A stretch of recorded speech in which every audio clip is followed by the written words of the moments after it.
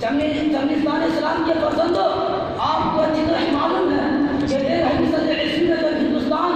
انگریزوں کی چنگل میں سسک رہا تھا، گلشن عرصی ماتم کدہ بنا ہوا تھا، فضائے ہندوستان پر ظلم و عداوت کی گیرو دار گھڑاؤں کی حکمرانی تھی، تو ایسے وقت میں سب سے پہلے ہمارے علماء ربانی نے انگریزوں اور ان کے تمام ظلم و ستم کے خلاف علم بغاوت بلند کیا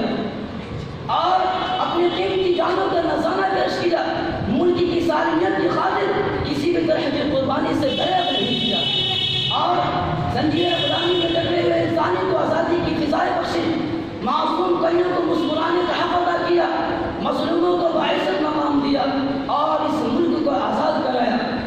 یہی نہیں بلکہ اس ملک کو آزاد کراتے ہوئے ملک کے کسی بھی فرد کو قائم کا مالک بننے کا موقع دیا۔ میرے دوستو،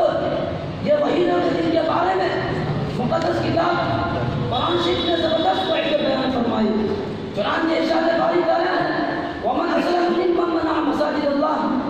أَنْ يُذْكَرَ فِيهَا اسْمُهُ وَسَعَىٰ فِي خَرَابِهَا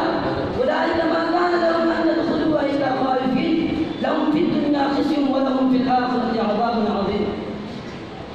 اسلام کے نوجوانوں، ہم آزادی چاہتے ہیں شریعت مطالعہ کی، مساجد اور مدارس کی حفاظت کے لیے،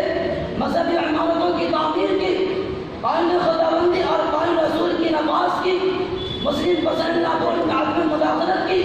اپنی خانقاہوں اور مقابر کے آزادانہ استعمال کی۔ اس کے خلاف جو بھی قانون بنے گا کسی بھی قیمت پر ہم انہیں برداشت نہیں کر سکتے۔ ہم ملک کے غدار نہیں ہیں، لیکن اس طرح غیر جمہوری قوانین کے ذریعے جو ہمارے حقوق چھیننے کی کوشش کی جا رہی ہے، ہم کسی بھی قیمت پر انہیں برداشت نہیں کر سکتے۔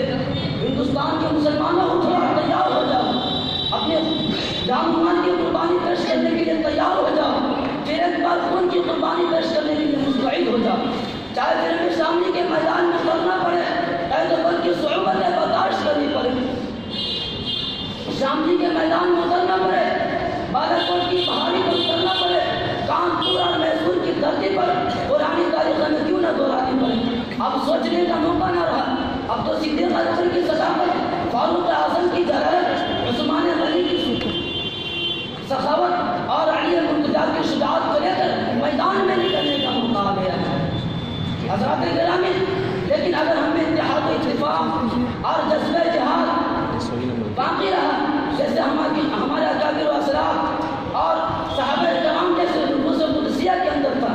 تو کامل یقین کے ساتھ یہ کہا جا سکتا ہے کہ ماضی کی وہ تاریخ ہماری لوٹ سکتی ہے۔ اگر ایک ہو جائے تو بن سکتے ہیں ہم خورشید مبین، اگر ایک ہو جائے تو بن سکتے ہیں خورشید مبین، ورنہ ان بکھرے ہوئے ستاروں سے کیا بات بنے۔ اللہ سبحانہ و تعالیٰ سے دعا ہے کہ اللہ تبارک و تعالیٰ ہم سب کو ان باتوں پر عمل کرنے کی توفیق عطا فرمائے۔ وآخر دعوانا ان الحمد للہ رب العالمین۔